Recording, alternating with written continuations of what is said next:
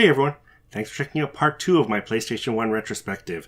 Last time I went through the launch year of the PS1, and this time I'm going to go through the following year, 1996, which just has a ton of great releases. If you haven't seen my retrospectives before, I pick a console and then I go through each year in release order, going through all the notable titles or the titles that I think are worth knowing.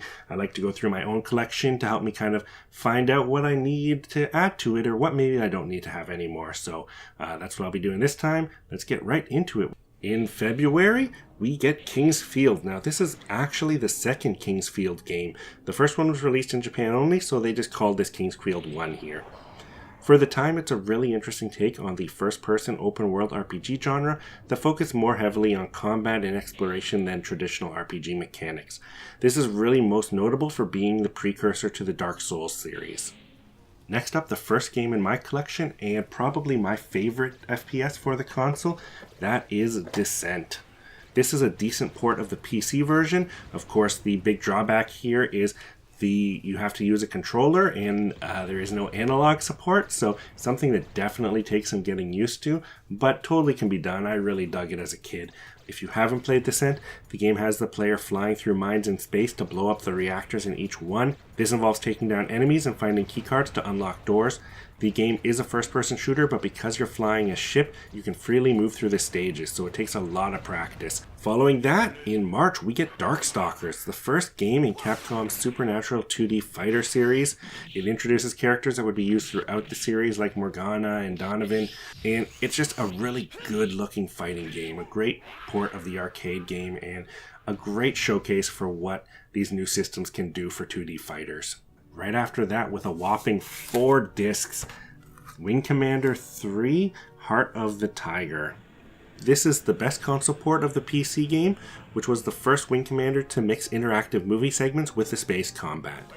The game features over 2 hours of footage with actors including Mark Hamill and Malcolm McDowell.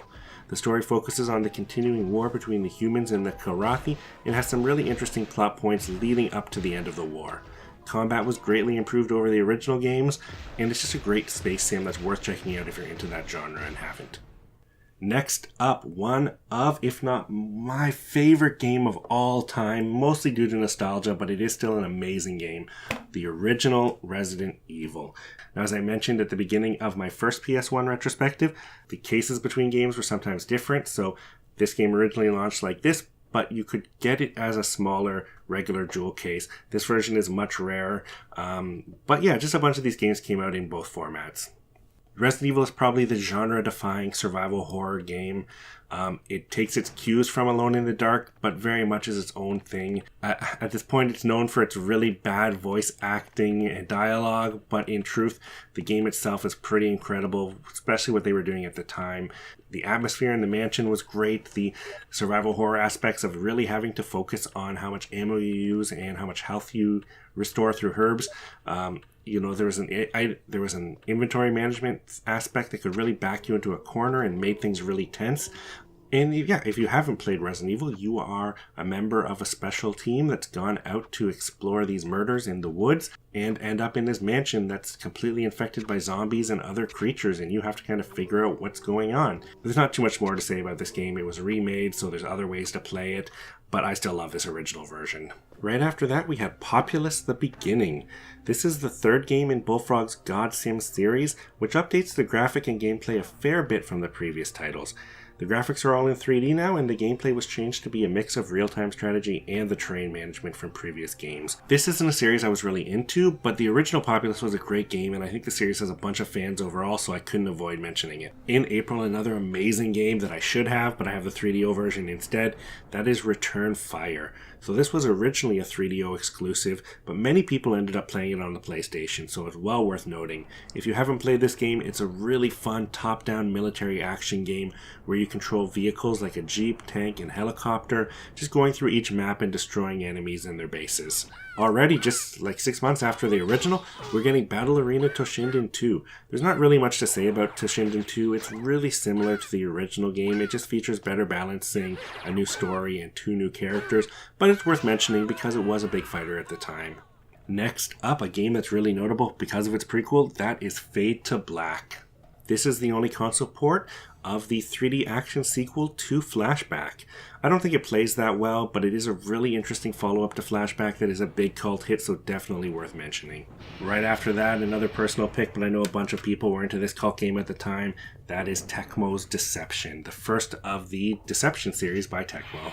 This is a really interesting first-person adventure game where you play a murdered prince who makes a deal with the devil to become the master of a mansion. When he figures out you've been brought back to life, the usurper who took your throne and killed you sends in others to repeat the job. You have to set up fatal traps in your mansion and lure the intruders in to take them out before they get to you. The game has a really fun narrative to set up why people keep breaking into your mansion. It's just a really interesting game, especially if you're into the series, because it's so different from the later games. The game has 6 different endings, but they're pretty difficult to see because I remember this game taking up a whole memory card for one save. Following that is the King of Fighters 96, which is a great King of Fighters games, but I'm just using this as kind of a placeholder for all SNK games that came out on the system. There were a bunch of SNK fighters that were ported to the PlayStation with series like King of Fighters, Fatal Fury, Samurai Showdown, and it's just, I'm not going to go through all of those because I'll get to them when I do my Neo Geo retrospective, but it was a great way at the time to own those games since the Neo Geo was so expensive, and they're all great games, so they're definitely worth mentioning. In a similar vein, next up is Namco Museum Volume 1, and I'm going to use this for all of the Namco museums. There were 5 Namco museums that came out on the PS1. Each one had a different letter that spelled out Namco. Some of them are more rare than others, depending on what's on them. Each disc is a compilation of old Namco arcade games, so again, I'm not going to go through every single one because there have been so many releases over many consoles for the Namco arcade collections, but definitely worth noting here. Next up is Tekken 2, which is an amazing game. Actually, probably the game that really kicked off this series, that really showed people why Tekken was special and what was so great about it. It's a massive step forward for the game in terms of graphics and gameplay. It introduces a ton of new characters, and it really sets the bar for the series moving forward. The game has a vastly improved combo system. The characters are more varied. There's a lot more story in it, which I know isn't that big of a deal, but it actually kind of is at the time when every character has a different CGI ending and you wanted to see them all. Just a great game overall. Right after that, a game I had until very recently because I'm not a huge fan of it and the remake was good enough for me. That is Naughty Dog's Crash Bandicoot, a 3D platformer that was really unique for the time as it had the player always moving upwards or downwards on the screen to move through the levels. It was a tough, fun, and interesting idea of what a 3D platformer was. Crash became the mascot for the system after this title, and it was well deserved. Speaking of platformers, right after that, Jumping Flash 2, so a follow-up to the original Jumping Flash, plays very similarly to the original, but it features some technical improvements to make the experience a bit smoother. The game has new power-ups and weapons, so definitely interesting for fans of the original game. Right after that, we get Konami's Project Horned Owl. This is a light gun shooter that has an anime aesthetic. There's not really too much to say about it. You could use a light gun, you could play 2 players. It's still a pretty fun light gun shooter. It's just really notable for the really unique style. So after that, the PlayStation version of the best-selling PC game of all time at that time. This supported the mouse, which was a big deal at the time because it's not a game that you want to play with a controller, but you totally can. And maybe even a bigger deal now because I only found out pretty recently that the original Myst PC release is really difficult to run on modern Windows machines. So they're fixing that with an upcoming release. But yeah, for now, maybe the best way to play this game. But yeah, if you haven't played Myst, it was an adventure game that really changed things up. The game had you playing a character that ended up on this Myst island, trying to figure out what's going on, and as you moved through these different scenes, and you would find different puzzles, and you'd have to figure it out. There weren't really many explanations anywhere. There were journals and stuff, but it was just a real trial and error game where you tried to figure out how things work to move through, and figure out this little family drama that was personal at the time, but really blew up into a huge narrative throughout the rest of the games. Following that, a 3D anime fighter that I have really fond memories of, but I think a lot of people liked it for another reason. That is Tobal number 1, and the big reason I mention is that it shipped with the demo for Final Fantasy VII. Now, by the time I bought my PlayStation, Final Fantasy VII had already come out, so I didn't really know much about this game except that it was a 3D fighter published by Squaresoft from the character designer of Dragon Ball. So Akira Toriyama did the character design for this game, and it really shows, and it is a wacky, wild, 3D anime fighter. The game also featured a third-person dungeon crawling mode where you use the fighting mechanics of the game to explore and fight down through a dungeon. It didn't control that well, but it was really cool for the time. There were different items in the dungeon that would kind of help or hurt you, so it was just a different experience every time you played it. I believe the dungeon floors were randomly generated. There was a sequel that was only released in Japan. We're going to cover that in a quick look sometime soon. So yeah, this is just a great game that's worth knowing about. Right after that, a follow-up to Wipeout, Wipeout XL, the second game in the series that's known as Wipeout 2097 in other territories. This is a huge improvement over the first game. I had it at one point. I should probably look at picking it up because I need to compare it to the original Wipeout and see which one I want more in my collection. But yeah, this really hyped up the style and music that the series would become known for, and overall, I've heard it said is maybe the best entry in the series. Right after that, a really strange entry, Final Doom. This is strange because it's not really a port of the Final Doom PC game. It removes a lot of the levels from that game that it takes its name from, and instead it includes levels that weren't in the PC version of Final Doom. Overall, the lighting is better and the music is better than the original release, but the graphics themselves and the frame rate are quite a bit worse, so it's strange because it's a different version of Doom, but it's not a better or worse version of Doom, so you kind of have to get both if you were a huge Doom fan. Right after that, Destruction Derby 2, the last game in the series that was made by the original developer, and probably the best game in the series. Just about everything had been improved. The graphics, the physics, the handling. New features included a pit stop area that could repair cars, which was definitely needed, and obstacles like jumps on the courses. So everything about the original game is back, and it just feels better. Right after that, a big game for PlayStation racing fans, Jet Moto. This is the start of a hoverbike racing series from the developers of Twisted Metal. The racing is a mix of motocross and jet skiing.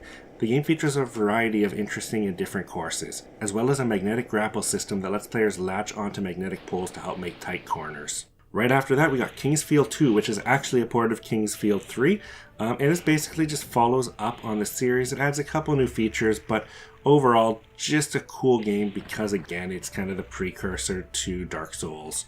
Another strange, interesting game after that, Star Gladiator Episode 1, Final Crusade, I believe also the last episode, but this is notable for being the first 3D fighter that's developed by Capcom.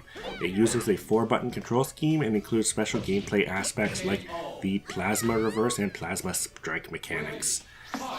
It was well received at the time, but mostly forgotten now. An interesting quote by Capcom's Seth Killian stated that the game started dev as a Star Wars fighting game, which if true would be way more notable and much better than the Star Wars fighting game we did get on PlayStation, which is not on this list. After that, one of the biggest PlayStation games, Twisted Metal 2, a sequel to the original game. It includes 2 new racers, a new story, and new FMV endings that were really notable. There were new arenas that included cities from all over the world. Overall, the gameplay is just vastly improved, and it's just a crazy fun game that I think is probably the best in this series. Next up, Konami's Suikoden, the first game in the Suikoden RPG series, and just an amazing RPG that you have to check out if you haven't yet. It's not quite the first RPG on the PS1, but it is the first one worth playing. Overall, in terms of style, it's not a huge step up from a 16-bit RPG, but it still uses the system's new tech to achieve some neat graphical effects and has a huge playable cast. The game kicks off the 108 Stars of Destiny theme that the series is known for, in which the player builds up his castle and populates it with recruits from all over the world. Many of the 108 characters you recruit are playable in battle, and the game has a unique leveling system that makes it really easy to raise up weak characters so you can keep experimenting with the 6-person party. I can't understate how good this game is. It is a really simple RPG, so even though it may sound like having 108 characters is way too much, it's actually really streamlined. Combat is so fast and smooth, the story is really interesting, and it's just a great game that I highly recommend. From one notable RPG to another, but a very different RPG, Blood Omen Legacy of Kain. Now, the first entry in the Blood Omen series, and I believe the only game to be developed by Silicon Knights before the series was taken over by a different developer. The game is a very dark, top-down Zelda-style RPG where the player controls the vampire Kain. who's trying to get revenge on the people who originally killed him. He ends up in a really complicated plot involving kings and demons and different political stuff and time travel. Overall, the game suffers from a ton of slowdown, but it's definitely worth checking out. It's really cool to use Kane's vampire powers to take on bad guys, and just something you have to see. Keeping the niche and cool RPG train going, next up is Persona. Now, Revelations, I believe, Persona? Yep, Persona as part of the Revelations series. Now, the first release in the Persona series is not really notable at all. This is actually a really rough experience in my opinion. It's one game I've never been able to finish. The gameplay is really frustrating on a standard controller because of its isometric view. The game uses first-person dungeons like its parent series, Shin Megami Tensei, that are tough to move around in. It's a very difficult game. And the one saving grace for the Persona games, the story is actually really bad in this case because they cut a whole bunch of it out and the translation is really rough. So the game is really notable as being the first Persona game, as being the first RPG in the Shin Megami Tensei series to come out over here and in English. But overall, just not something you probably want to experience. It's just cool for collectors. If you really want to check it out, then check out the PSP version. Next up, I'm surprised it didn't come out earlier, but yeah, just based on how big it was, Tomb Raider was a really defining game for the 3D generation. This is the collector's edition, which just says that because it came in a box with Tomb Raider 2 and 3, but this is the version I have. Definitely a game worth checking out if you're into Tomb Raider now and want to see where the series came from. It's still a really fun game. Graphically, it doesn't hold up well, but really interesting. This game was released on multi-platform, but I'm going to put it here just because the series continued on PlayStation. This game, like I said, was a real revolution for 3D action-adventure gameplay and was influential in creating that genre. The game has over 15 levels in which Lara Croft explores a series of tombs in different environments looking for a lost treasure and gets wrapped up in a really Indiana Jones kind of plot. There's a big emphasis on 3D platform and trap avoidance, and controls that just worked really well for the time. A lot of the puzzles involve pushing and pulling blocks or finding and using different items. Combat involves Laura using her various weapons, mostly her dual pistols or machine guns, but you can also get a shotgun and rifle. It uses an auto-aim so the player can focus on dodging attacks while they're fighting. Next up, a 3D platformer that's worth mentioning because of how notorious it is, Bubsy 3D. The third game starring the mascot is actually a terrible 3D platformer. I'm only including it because of how notable it is as a terrible game and because the game is basically so popular now as a joke that it actually had a new game funded just based on how bad it is. So right after that, Reloaded is a follow-up to the original Loaded. It uses the same characters and engine but adds new stages. Again, this is just a really fun co-op top-down shooter. Next up, a really great FPS set in the Star Wars universe, Star Wars Dark Forces. This tells the story of the Rebels trying to steal the Death Star plans before Rogue One kind of replaced that storyline, but it is a great first-person shooter that uses its Star Wars theme to great effect and is kind of the prequel to the Jedi Knight series. And right after that, another Star Wars game, Star Wars Rebel Assault 2. This is a port of the FMV on-rails shooter game which used new cutscenes to tell a new story taking place during the original trilogy. The game features 15 chapters over 4 different difficulties. Right after that we get Super Puzzle Fighter 2 Turbo. This is a block matching game that's basically a clone of Puyo Puyo 2 with a Street Fighter theme on it. Like Puyo Puyo, you go up against another character and the bigger combos you make, the more blocks you add to your opponent's screen. The goal of the game is to keep your screen from filling up with blocks, but really you want to match huge combos to take out your enemy quicker. Right after that, we got Tempest X3. I'm not a big Tempest fan, but I've always heard that Tempest 2000 is a fan favorite of the series, and apparently this is a port of that game that I didn't know about, so worth checking out if you're into tube shooters like Tempest. We're down to the last 2 games, both coming out on December 31st. The first game is Cool Borders, which is the first game in the snowboarding series that had quite a few entries. This game is a bit rough and it didn't feature many tracks, but it laid the groundwork for what would come. And last up is Raystorm, which is a rare release of a Working Designs published vertical shoot 'em up. This is a port of the arcade game by Taito, which was apparently a sequel to the game Rayforce, which was released on the Sega Saturn as Galactic Attack. So I didn't even know about that when I did my Sega Saturn retrospective. The game has 3 playable ships and 8 stages in which you start off at Earth and move into orbit. Just a really cool vertical shoot 'em up. Definitely worth checking out. And that's it for part 2 of my PlayStation retrospective. A ton of great games here, but starting next year, 1997, we are getting into just a huge flood of amazing PlayStation releases. So stay tuned for that. Subscribe for this and all my other retrospectives, and I'll see you guys next time. Bye.